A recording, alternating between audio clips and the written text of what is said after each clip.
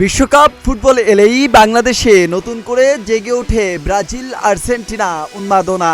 সেই উন্মাদনা এবার এক কাতারে দাঁড়িয়েছেন ঢালিউডের দুই আলোচিত নায়িকা অপু বিশ্বাস ও শবনম বুবলী।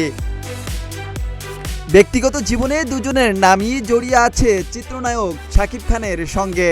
তবে যে জায়গায় শাকিব খান দুজনকে এক রাখতে পারেননি, সেই কাজ যেন করে দেখিয়েছে ব্রাজিল। প্রিয় দলের প্রতি ভালোবাসায় এক হয়েছেন অপু ও বুবলী।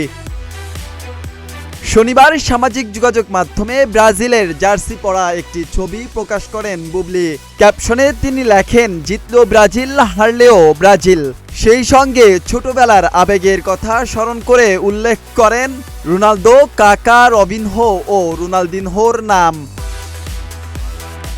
অন্যদিকে অপু বিশ্বাসও জানিয়েছেন নিজের সমর্থনের কথা। তার ভাষায়, যারা খেলা বোঝে তারা ব্রাজিল করে। ব্রাজিলের খেলোয়াড়দের খেলায় আলাদা একটা ছন্দ আছে। তার মতে ব্রাজিলের খেলোয়াড়দের খেলায় একটা আলাদা ছন্দ আছে।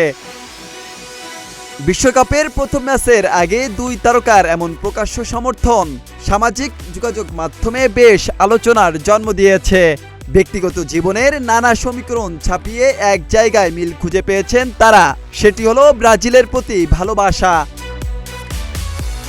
এদিকে আজ ভোর 4টায় বিশ্বকাপ মিশন শুরু করে 5 বারের বিশ্ব চ্যাম্পিয়ন ব্রাজিল। প্রথম ম্যাচে তাদের প্রতিপক্ষ ছিল মরক্কো। 1-1 গোলে ড্র হয় ম্যাচটি।